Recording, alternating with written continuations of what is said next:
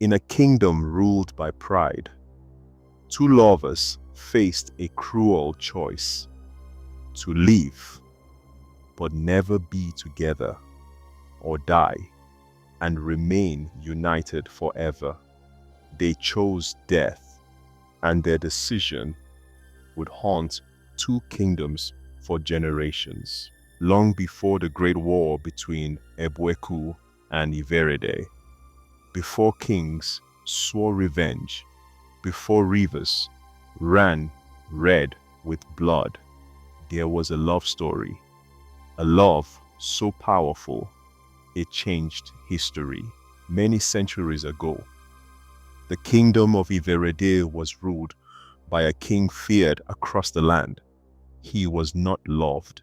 He was not respected.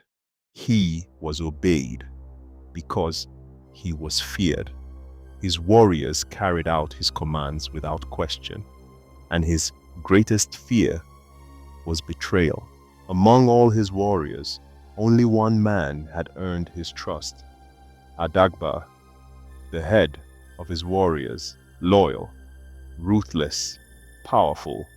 The king trusted him so deeply that he promised him the hand of his beloved daughter, Princess Edina. But the king did not know one thing. Princess Edina was already in love. Her heart belonged to another warrior, a brave young man named Ebunu, and his closest friend, Ekuga. The two warriors were inseparable, brothers not by blood, but by loyalty. When Adagba discovered the princess loved Ebunu, his pride burned with rage. He could not accept rejection, and he could not reveal his humiliation to the king. So he chose a darker path. He framed Ebunu for treason. The accusation spread like wildfire. The king ordered Ebunu's execution to serve as a warning to all who dared to betray him. I am innocent. The entire kingdom gathered to watch the young warrior die. But Ekuga refused to watch his friend die for a crime he did not commit.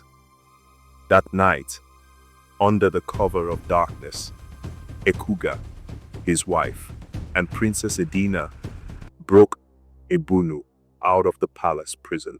They fought their way through guards and fled into the unknown.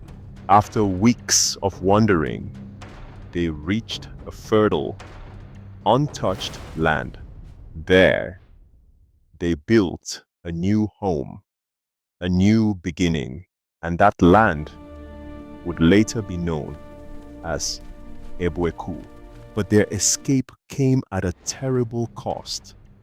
The king of Iverede died heartbroken, believing his daughter had been kidnapped.